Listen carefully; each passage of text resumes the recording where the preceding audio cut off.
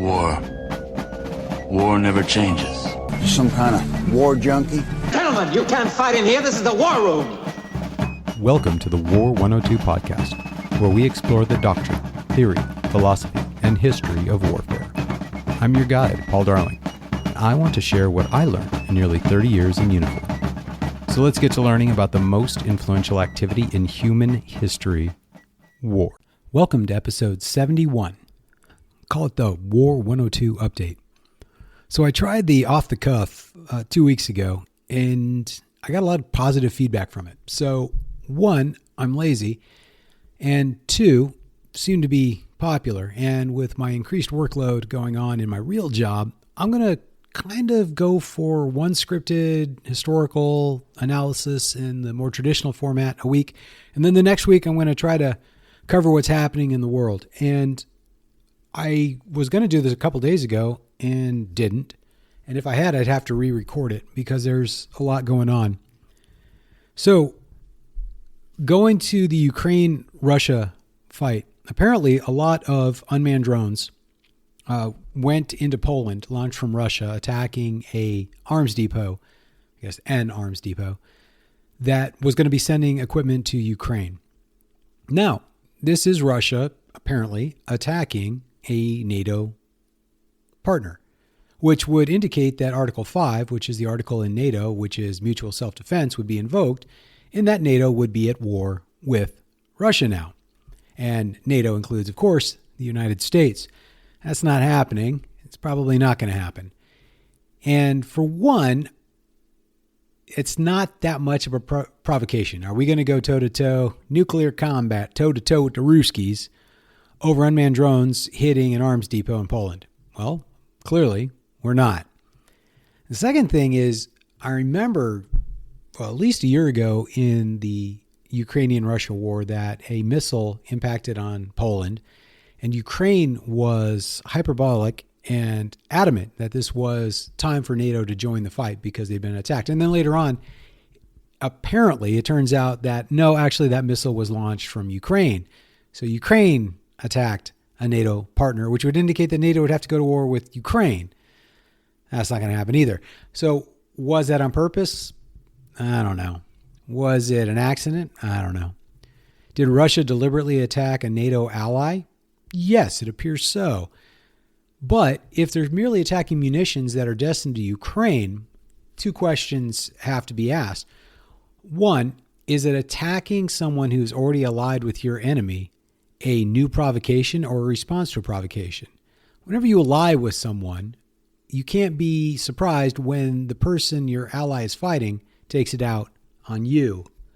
So with all that being said, I don't think this drone attack means much of anything other than it kind of highlights that the laws of warfare and the strict words of treaty will always bow to the political realities of the moment. Nothing is absolute among sovereigns. That's what makes them sovereign. They don't have to follow any rules except the ones they want to. If they want to invoke Article 5 and go to war, they could. But they could do that with or without the provocation of drone attacks. They would find some other provocation.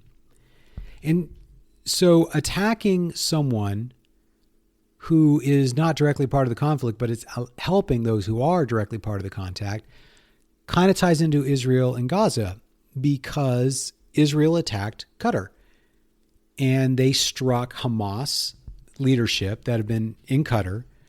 And so then the question becomes, well, did Israel attack Qatar? Well, kind of. They attacked Hamas, whom Qatar had been aligned with. Now, Israel has taken a ton of grief for failing to protect Arab civilians in Gaza from attacks that are targeting Hamas, but Hamas hides behind them. So Israel did, in fact, attack Hamas without harming Arabs in Gaza. They did so by attacking Hamas in Qatar. And so first we heard that almost all the key leaders were killed in the attack. Then we heard they didn't get any of the key leaders, but none of the key leaders identified as initially killed have been seen in public since. So I don't know what's happening there. And this ties back to one of the cardinal rules of counterinsurgency, and I guess you can call the Arab the Israeli-Gaza conflict with the Arabs a counterinsurgency, or at least an irregular warfare, you cannot allow your enemy to have a refuge. If you do, you're probably going to lose. And I guess that's somewhat true in the Russia-Ukraine. If there was a Ukrainian training base outside of Ukraine, say it was in Poland or one other country like that, and you attack Ukrainians training there, is that really an act of war against the country they're training in? Or is that an attack against your enemy and denying them a refuge? I would say the latter, but you could see it either way. In the case of the attack by Israel against Hamas in Qatar, it's denying them the refuge. And refuge can be a physical state, a nation state like Qatar, or refuge could be a civilian target like a hospital or schools or what have you. And that happens a lot in Gaza. Hamas uses protected targets to protect themselves. This is unquestionable. The degree to which they do so is obviously debatable. But Hamas in combat doesn't wear uniforms, and they locate their headquarters, apparently, in tunnels underneath otherwise protected targets. They deliberately use civilians as shields, hoping, in much like the Algerians did during the Algerian Civil War, that excessive civilian casualties will cause the colonial power, and Hamas sees Israel as a colonial power, not as an indigenous people returned to their country, that the pressure on the colonialist power will cause them to withdraw. The perverse calculus is unquestionably every Arab civilian that is killed, or at least believed to have been killed, hurts Israel and benefits Hamas. Hamas has all the motivation to maximize the number of deaths of Arab civilians in Gaza in support of their own objectives. Israel has every motivation to minimize civilian deaths in Gaza to protect its own political motivations. However, the greater motivation is if they don't destroy Hamas, they have reason to believe, and Hamas has said this is true, that they'll have more October 7th attacks. And this ties into a recent story that came out. There was a retired lieutenant colonel named Tony Aguilar who was making the rounds. He had worked with the GHF, Gaza Humanitarian Foundation, and they're providing food. It's a U.S.-based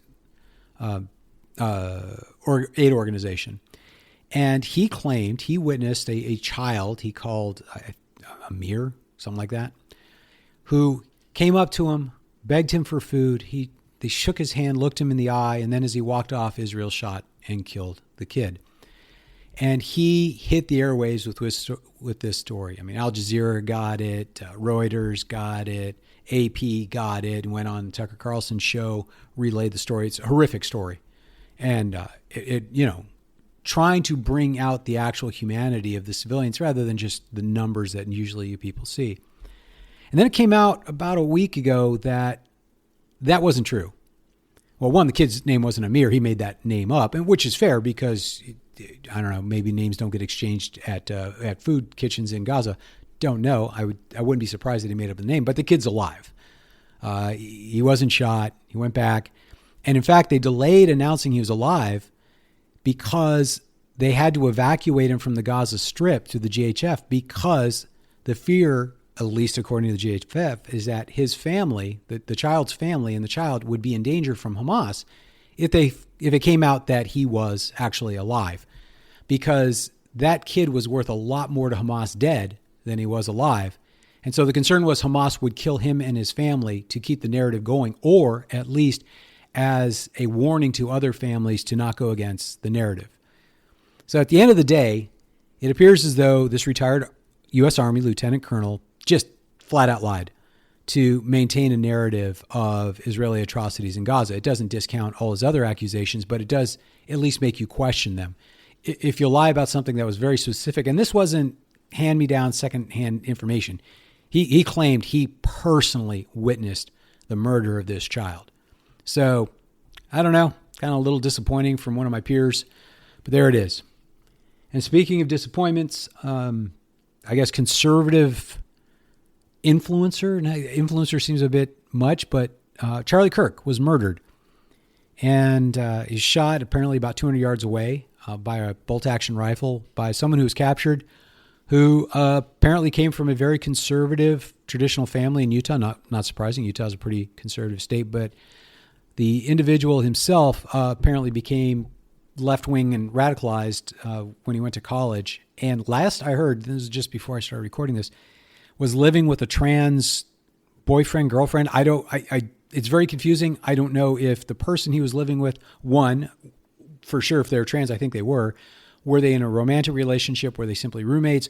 Was it a woman who became a man? Was it a man who became, I don't know. But anyways, a tragic story. And what's worse is it ties into another case where a young refugee from Ukraine was stabbed to death on a train. Evil exists. Bad things happen. People kill others. The disturbing point for me on both sides, and one which raises a lot of concerns for the future, is in both cases, there was a complete ambivalence at best and abject joy at worst at what happened. In the case of the train stabbing, there was 4 other individuals on the train who just didn't care that someone was murdered, didn't go over to try to help, didn't hold her hands in her last moments as she bled out. Some walked out, some just kind of sat there and looked at her and watched her die. There's certainly a racial component. The woman from Ukraine was white, the person who stabbed her is black, and all the other passengers on the train were black, all of whom ignored her murder. That's unavoidable to notice that fact. And that's concerning. It's one thing for someone to be killed by someone else. It's another thing for other people to not care. And in the case of Charlie Kirk's murder, it's hard to tell how accurate the reactions online truly are, because social media magnifies and amplifies those voices which are going to be the most provocative. But unquestionably, a lot of people were very happy that Charlie Kirk was murdered. And they say that because, well, they claim he was a fascist, he was a Nazi, he was all these things. But I'm not super familiar with Charlie Kirk. I've seen some of his videos. He seemed like a really nice guy, conservative, who was willing to let anyone have a voice. And his whole thing was he'd go on college campuses, which are largely left-wing, and invite anyone to come up and ask him questions. And no matter how rude and hateful the questioner was, Charlie Kirk remained calm and thankful and seemed to legitimately want nothing but the best for everyone he interacted with. So again, someone killing him, this happens. But the number of people who are absolutely rejoicing is disturbing. And my personal opinion is the labeling of political enemies as fascists, as Nazis, gives license to, 1, rejoice at their death, and 2, actually kill them. And this ties into a very Marxist tactic, in that everything is defined towards the objective of this Marxist communist end state, when there'll be peace on earth and everyone is united under one world government that's operating under communist ideals. And so communism has always framed anything that thwarts the communist end state is inherently violent. So if someone says, I don't think communist is a good thing, within the Marxist Leninist construct, that is a violent act in and of itself. And so you hear people say silence is violence.